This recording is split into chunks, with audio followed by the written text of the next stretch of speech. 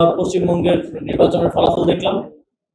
আমরা দেখছি যে বিগত সময়ে যারা পশ্চিমবঙ্গের সরকারে ছিলেন তাদের সাথে খুব সুসম্পর্ক না থাকলেও তারা বাংলাদেশকে নিয়ে খুব যে ধরনের বাজে মন্তব্য এখন আমরা বর্তমানে যারা আসছেন তাদের থেকে পাচ্ছি সেরকমটা ছিল না।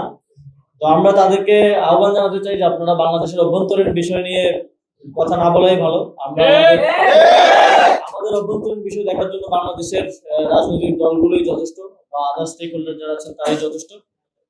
এবং আমরা এটাও শঙ্কা প্রকাশ করছি যে যেই উগ্রপন্থীরা সেখানে ক্ষমতায় আসছে, আগামীতে আমাদের সম্পর্ক কেমন হবে কিংবা পরিস্থিতি কিরকম হবে এটা নিয়ে এক ধরনের শঙ্কা আছে।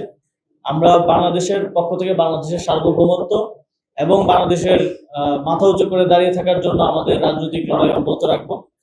আমরা স্থানীয় সরকার নির্বাচন নিয়ে আমরা শুনেছিলাম স্থানীয় সরকার মন্ত্রী তিনি বলেছিলেন এই বছরের মধ্যে অবশ্যই নির্বাচন অনুষ্ঠিত হবে, কিন্তু এখন আমরা আবার শুনছি যে এই বছর নির্বাচন করতে চান না।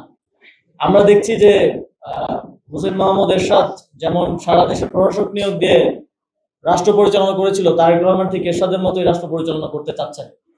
তারা বারবার গণতন্ত্রকেই তাদের একমাত্র রাজনীতির বস্তু হিসেবে ব্যবহার করেছেন বিগত 17-18 বছর, কিন্তু নির্বাচিত হওয়ার পরপরই তারা গণতন্ত্র ভুলে গেছেন।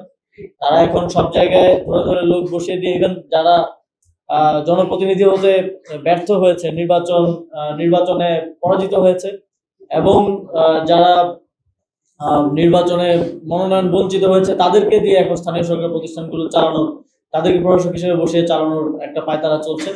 আমরা আহ্বান জানাবো সরকারকে যে আপনারা দ্রুত নির্বাচনের মাধ্যমে আবারও স্থানীয় সরকারের যে অচলাবস্থা আছে সেটা ভেঙে জনগণের যেই সেবার যে কাজ সেটা অব্যাহত রাখার জন্য স্থানীয় সরকার নির্বাচন আয়োজন করুন।